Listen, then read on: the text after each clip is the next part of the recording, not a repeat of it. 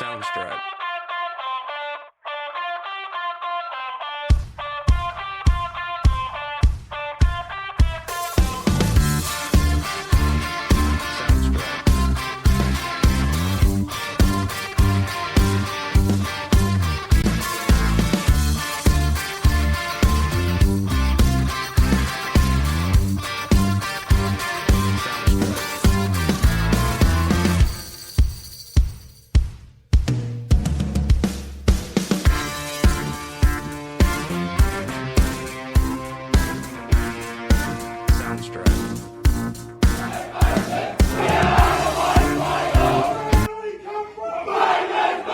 Hello, welcome to Hawk Talk, the podcast where we keep you up to date with everything that's going on at the Batemans Bay Football Club. I'm your host, Joel Erickson. That's my co-host, Michael Kenny.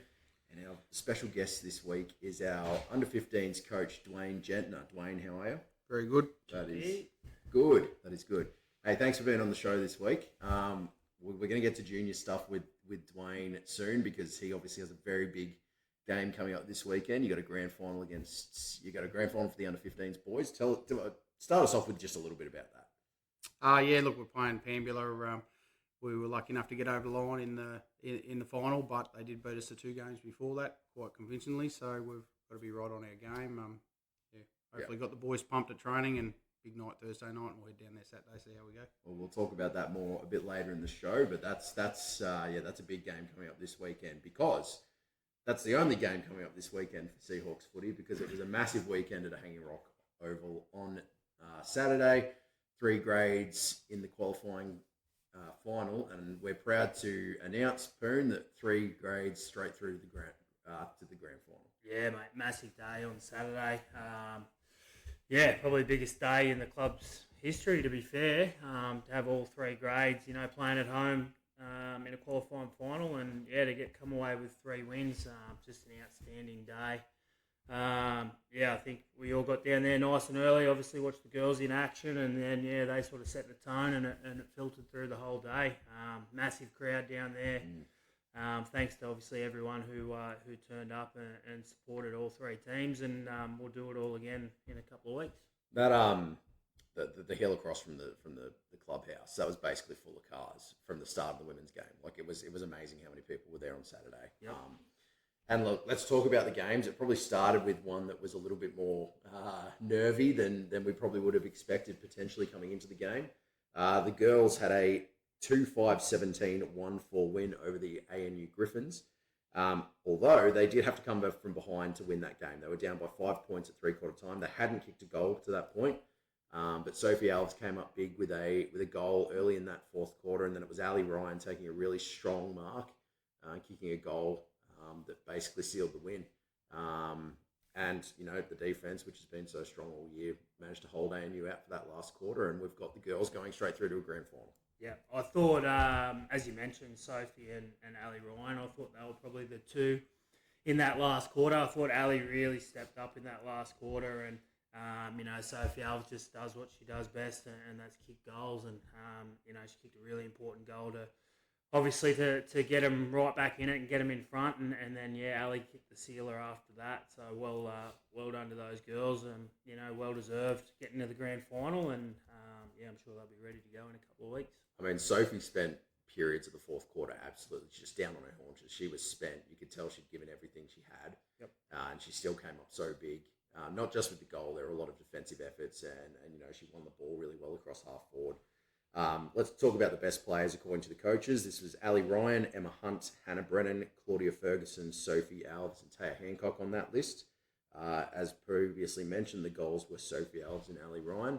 So that means that the girls will be playing one of either ANU or Googong in the grand final. That was probably a bit of a surprise in the other final on the weekend. Googong got over the top of Woden in the I think another 4th quarter comeback in that one as well. Woden are a team that were pretty impressive when they played us at home a few weeks back. We did give them a bit of a touching up in the last game of the season, but I don't think many people would have seen that one coming, even though Googong are the reigning premiers. Yeah, well, I think obviously talking to Shan last week, I think she, thought that Woden were probably going to get get the job done and get it done easily, actually.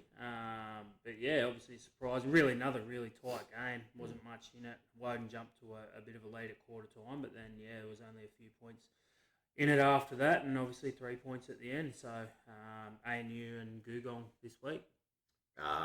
You'd probably have to pick ANU if you're going to put a tip on that one. Yeah, or you would think so, but I guess preliminary final, different beast, isn't it? So Gugong obviously been there before. Winning in preliminary final last year and going in on to win the grand final last year. So they'll be definitely hoping that they can do the same thing this year.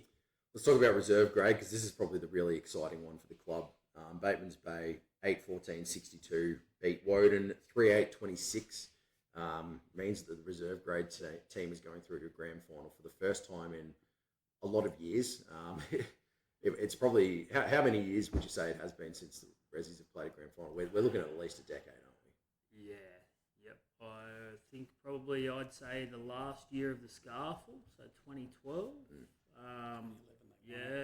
So it would have been their last grand final. Obviously, now haven't made the grand final since we've been in the Canberra competition. So, massive win for those guys. I thought it was a pretty tight tussle, especially in that first quarter. I thought a few guys just really stepped up after that. Obviously Sean Green does what he does, and Sam Malin, proven performers for the football club over a long period of time. I thought they just really stood up, and a lot of young guys just sort of jumped on their back.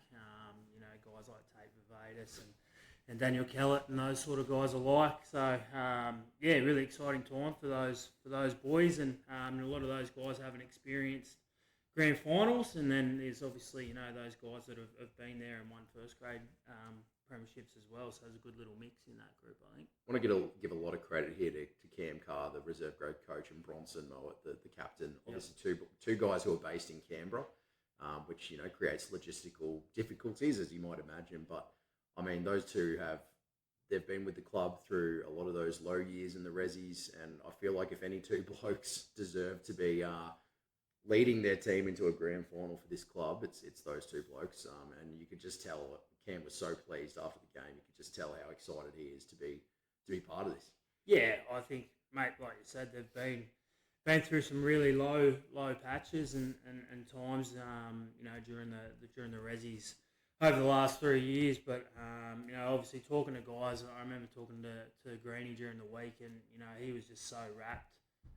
To get the job done, like you said, for Cam and Brono, and these guys that have toiled away in reserve grade for a long period of time. Now they get an opportunity to, touch wood that we can get our first Rezzies flag in AFL Canberra.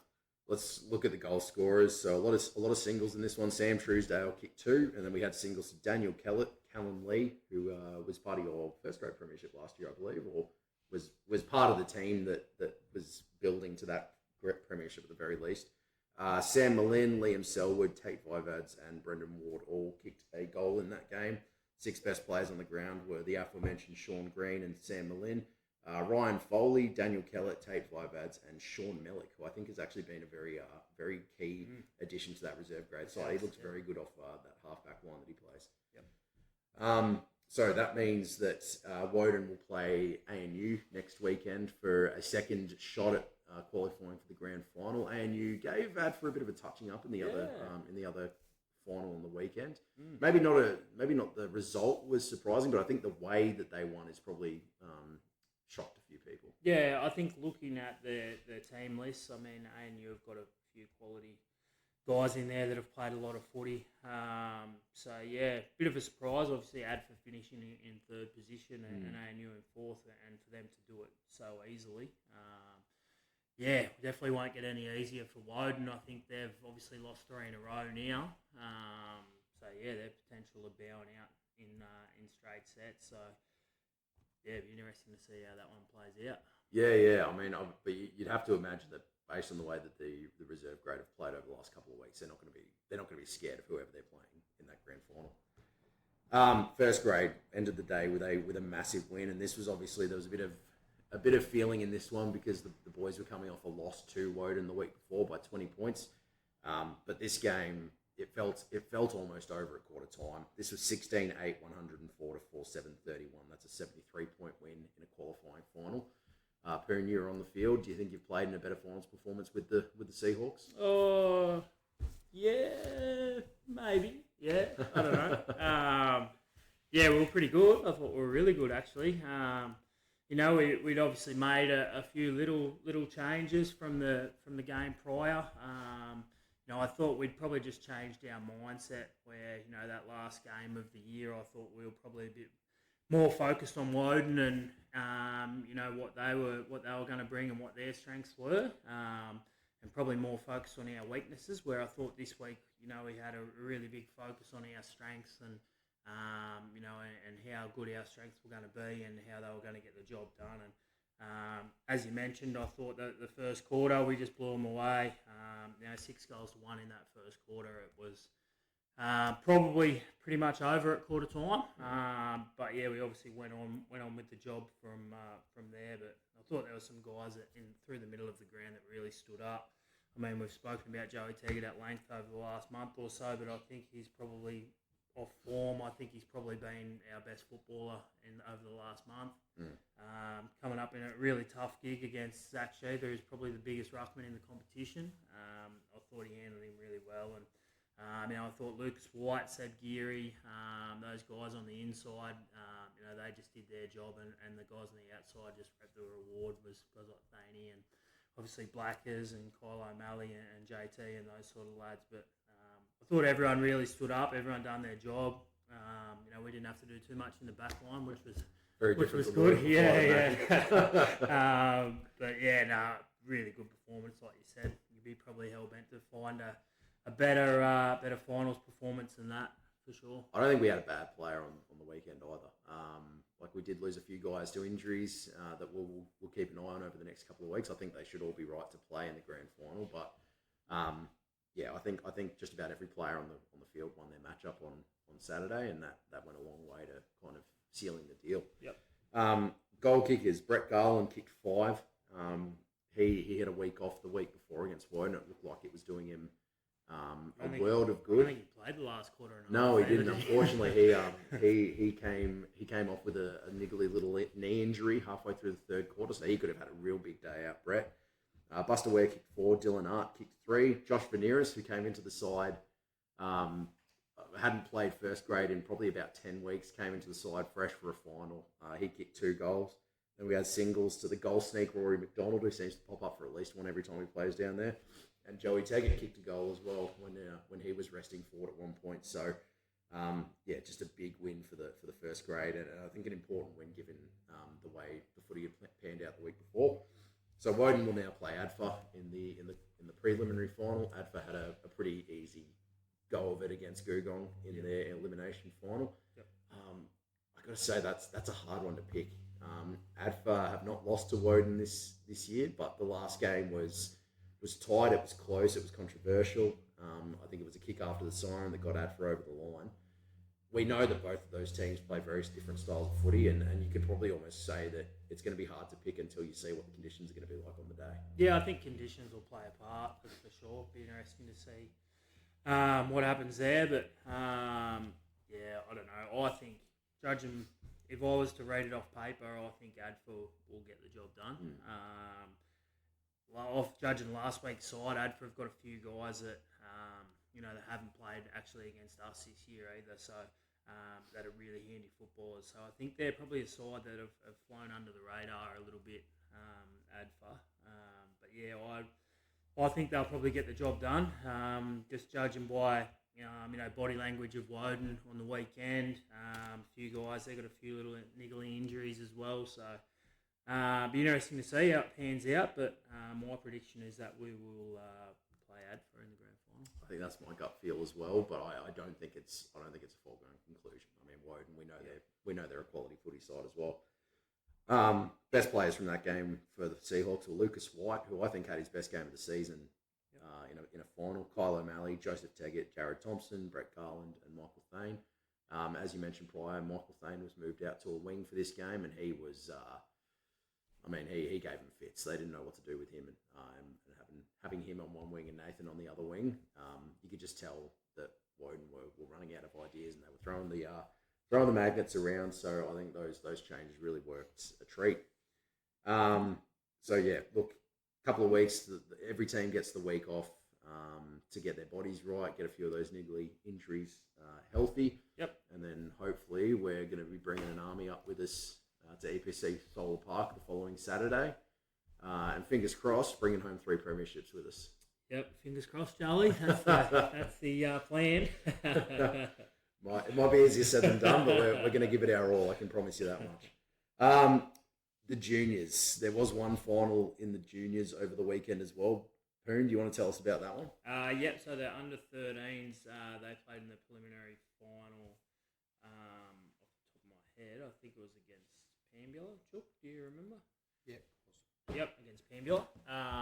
So yeah, they've had a pretty good year. I think Michael Redley's done a really good job as a first year coach with the under 13s this year.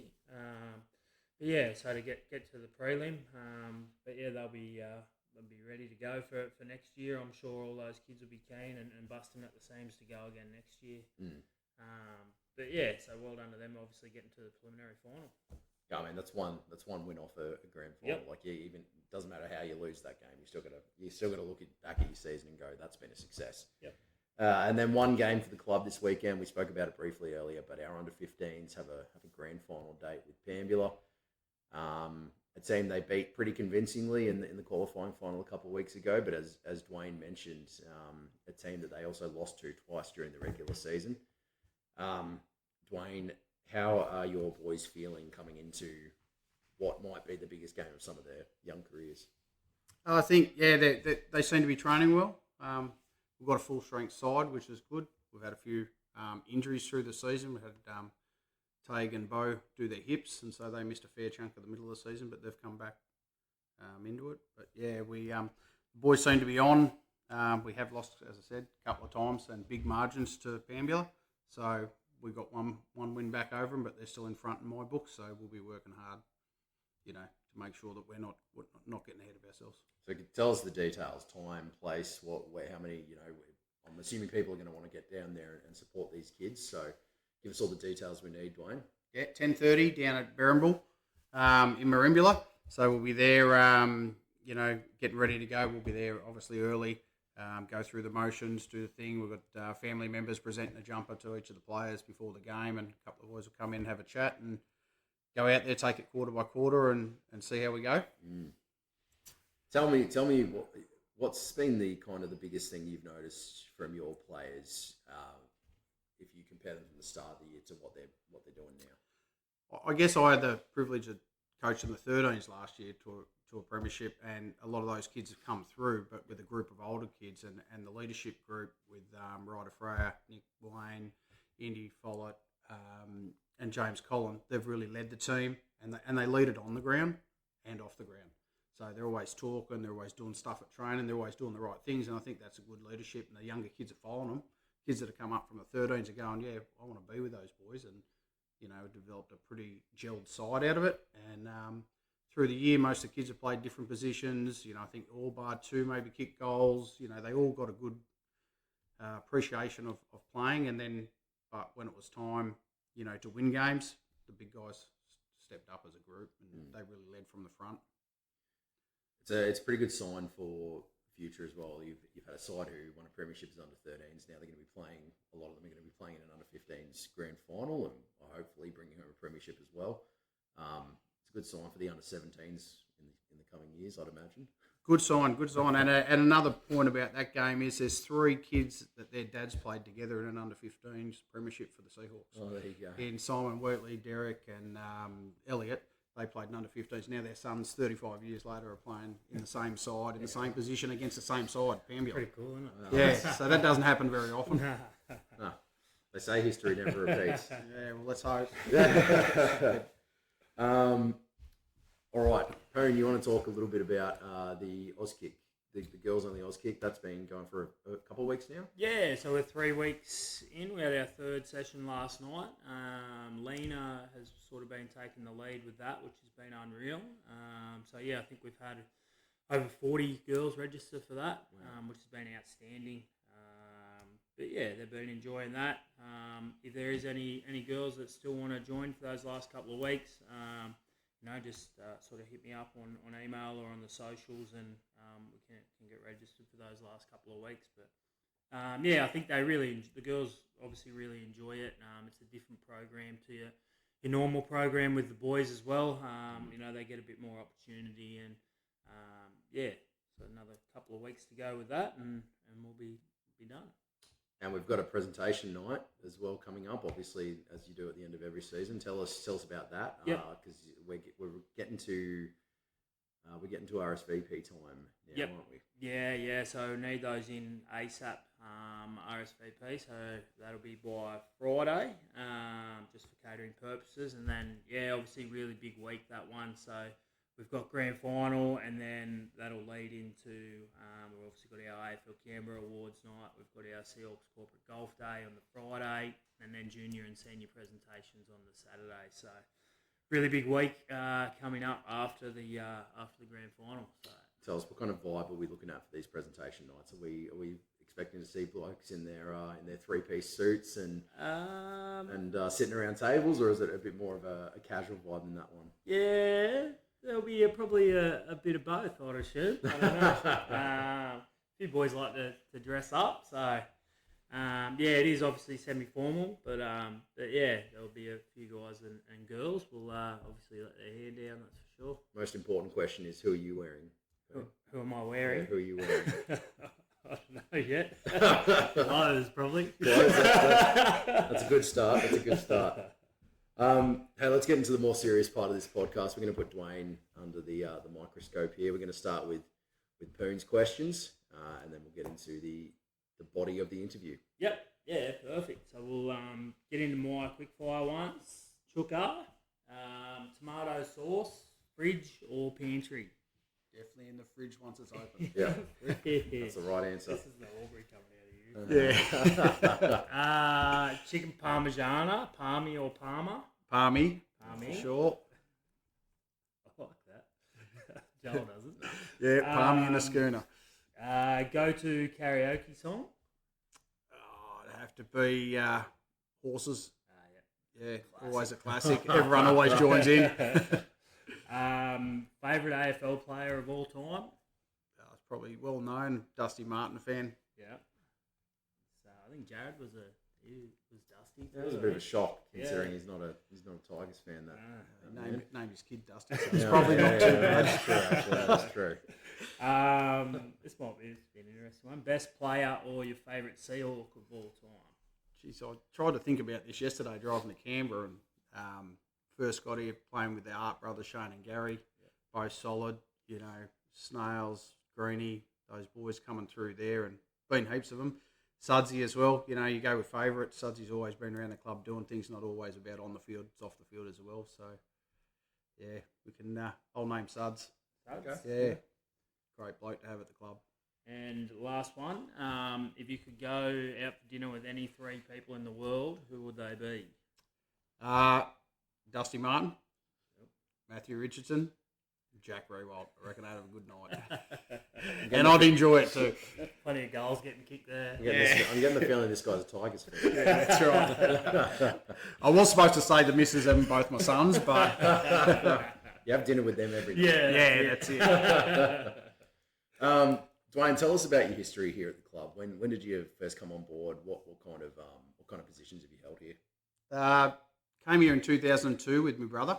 I played a bit of footy. I'd come from the Magpies in the Korean League and won a flag there. Come over here to open up a business.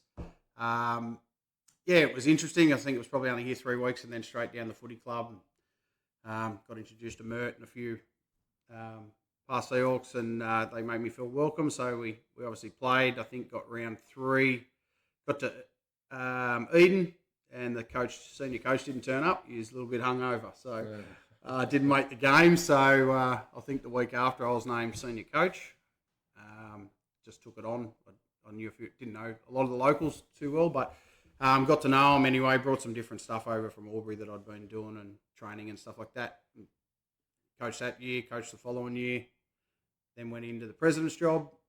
I think, maybe it was 26, 27 or something like that. Did that with Sudsy.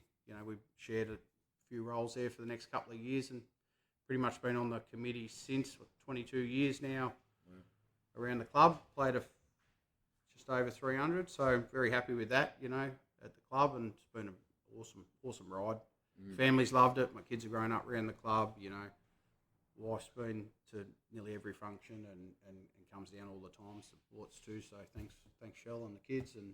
But there's all those times you travel to Canberra and travel to everywhere else that they're at home, keeping the house running and stuff like that. But yeah, it's been a really good journey. Met some great people over the years, and they've changed. And now you see some of their sons playing, and I'm sure hopefully I'll still be here and see some of their kids play as well.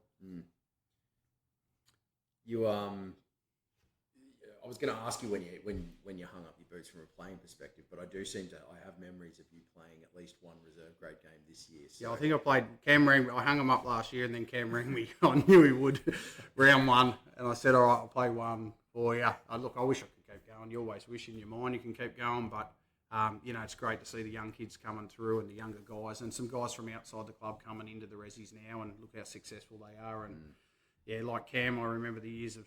When we first went to Canberra comp, going to Goulburn, freezing cold, driving around with Nazi, picking up Twin and a few others and saying, come on, we need a side. Get there with 16, getting flogged by 100 points. So, it's a credit just for Cam and them and Brono to lead, and get where they're going to go. To be fair, I think even with the success this year, there's still been a few times where blokes have had to drive around and pick up Twin to get him up the mountain. I'm just going to put that out there. Yeah.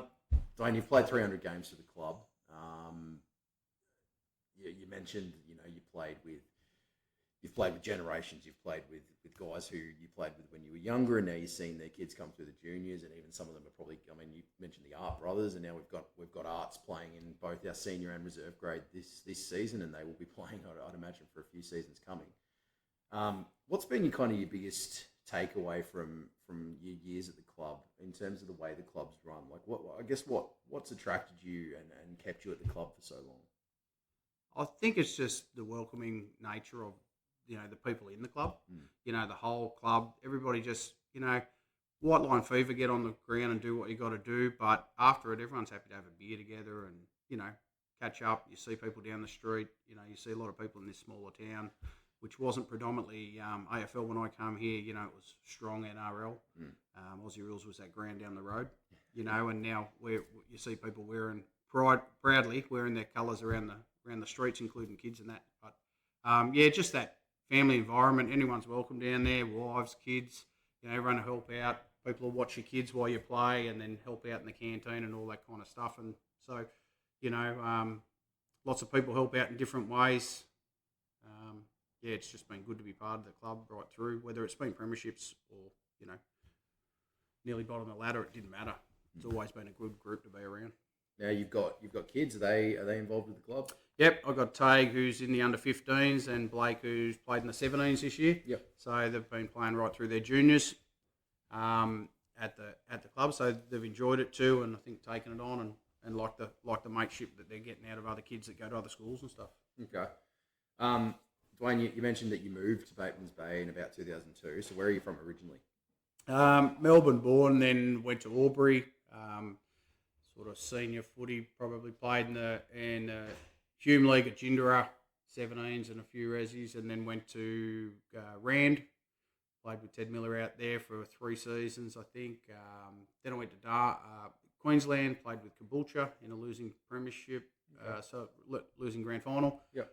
Then to Darwin, played a season with the Wanderers up there, which was very interesting with some ex-AFL guys running around. That was really good.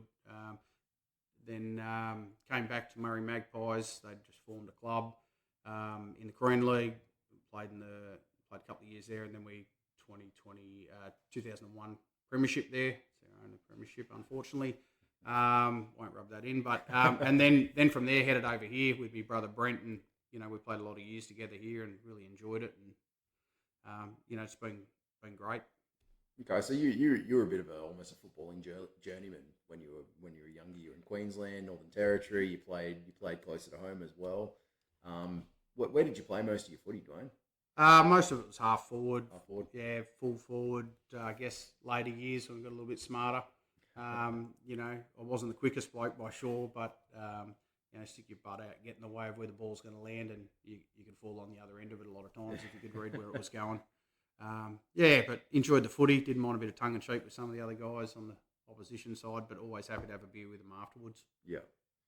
Let's talk about your under-15s. You're coaching one of your sons, but you're coaching a very good group of players. You've coached them to a grand final. What do you think's been the kind of the biggest challenge of not only coaching them this year, but coaching this group in previous years as well? I think the challenge is reminding yourself that, you're coaching them, you're an adult, and they're kids. They've got to enjoy it is number one. Yeah. Enjoy it. And that's why, most of the guys got to play all positions. We had guys, go in the centre that would say, no, I can't go in there. We're going, yeah, you can. And they got in there and the ball fell in their lap and they got touches and stuff like that. And, just seeing the improvement in kids, I don't think in any side it's how good your top six are. It's a lot of the time it's how bad, how the skills are developed on your lower six. And if you can bring them up, you've got a stronger side as a unit.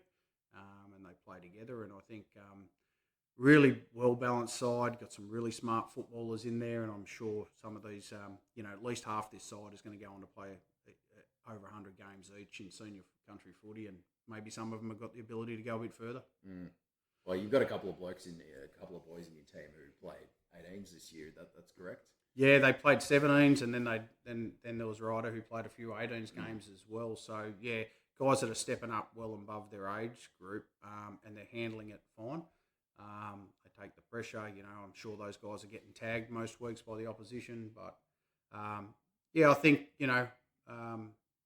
all in all, we've got a great balance of older guys in that top age, which is half the side, and then the bottom age that coming through. Yeah. So it's a 2-year age group, isn't it? You don't go under 13s, under 14s, it's under 13s. Yep. Yeah, okay. 13s to 15s. So you've got those younger ones that come from the 13s last year and the 15s. But just to see them switch the ball, don't just grab it and kick. Really look at purpose, kick with purpose. We worked a lot on this year. There's no point just kicking it. They're under 15s now. They're going to be playing 17. Some of them next year. They're nearly adult footy. When you're playing the 17s, if you're a good player, you're getting called up into the resis and that too. So, or seniors. So, like what happened this year with some of the young kids. So, they've got to start playing some adult footy style. And they really are. They're taking it on really well. How are you preparing for this weekend's grand final from a coaching perspective?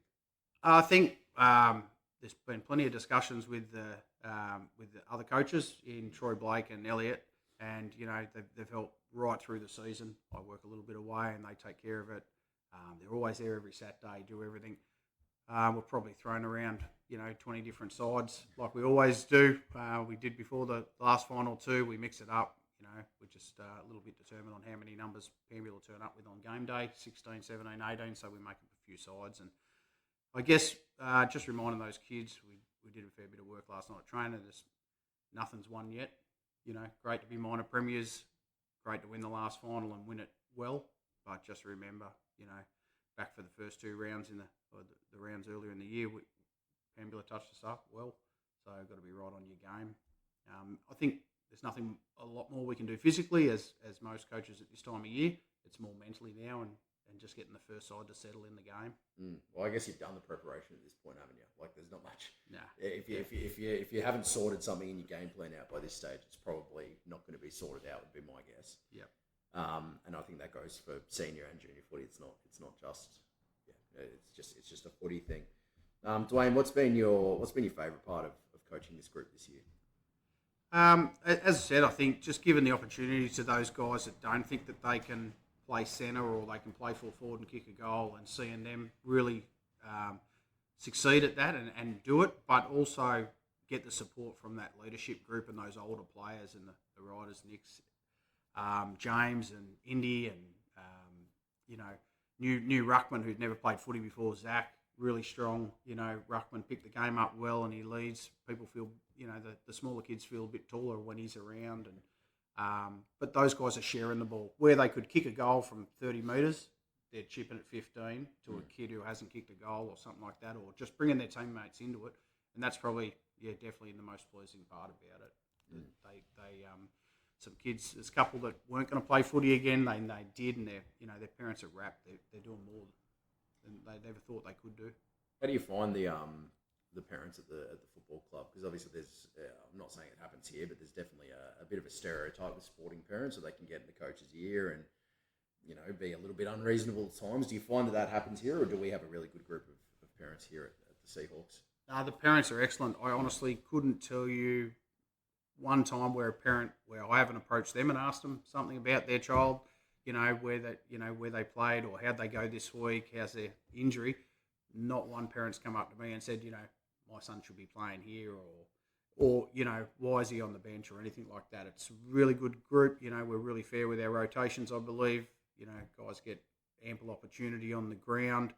But they're all supportive. And it just goes to show. I think we'll have a bit of a barbecue after Saturday's game, and we've already got 70 people saying they're going to come along. So all families are joining in. They bring the kid out of the side that they're going down to support, and they're going to come back, and we'll celebrate.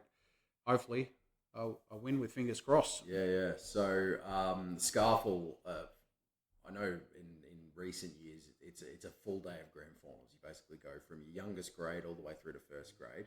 So they do it a bit differently down there than we're probably used to in AFL Canberra. It's a pretty early start, 10:30, especially with Merimbula being 2.5 hours away on a good day. Probably 3 if you're hitting any kind of roadworks or anything. It takes a lot of commitment to be a junior football parent in this area, doesn't it? Like it's not like it is in the cities. No, definitely. We do have the travel. We are, but it's an isolated town. Doesn't matter whether it's sport or anything. We've got those challenges ahead of us. But I think, look, I'd say, from my knowledge, 70% of the side and their families are going down Friday night, and we're going to meet up for dinner at one of the clubs. And, they're always travelling together. Through the year, we've stayed at, different spots and people will meet up. But really, it's every second week. Out of those teams that we've got to play, one's Narooma, Bermagui, they're not far. So really, it's only the Pambula, sort of Eden, Merimbula drive that's it. But they got to do it to us. So I did it playing obviously in the Scarfall for many years, and I don't see it. Once you get to know the road, it's not so bad. No. I think the one thing you learn moving to a regional area is that driving is just part of life. You just have to get used to it. Dwayne, let me ask you about your career now. Is there a moment that you look back on and think that was my favourite part of being a Seahawk, or that's the memory that sticks out to me? Yeah, it's pretty hard. Plenty of years. Take out any individual sort of stuff. Obviously enjoyed getting over that line for 300. The body held together. Just touch wood, really, for any other reason. Enjoyed that immensely. Obviously, kids there and family there and that.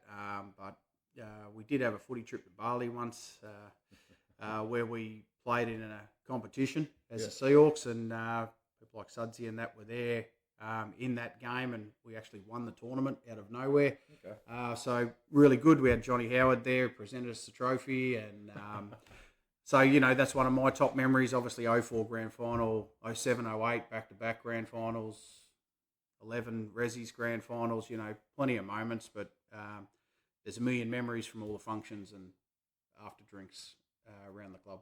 Mm. What about a low point? Do you have a time where you look back and go, yeah, if I could change it, that'd go different for me?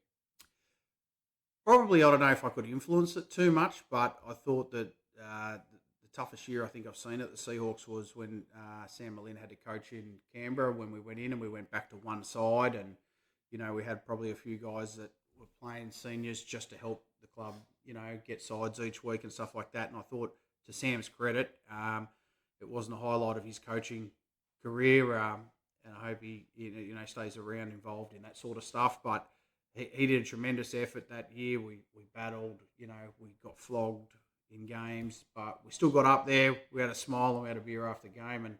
But I don't know if I could have changed a lot to it, but that was probably one of the toughest years, definitely, to get through. It's a step, though, isn't it? Because obviously you're not getting to the level that the club is at now, having 3 grand finals looking forward to in the senior grades, without making that initial move to AFL Canberra.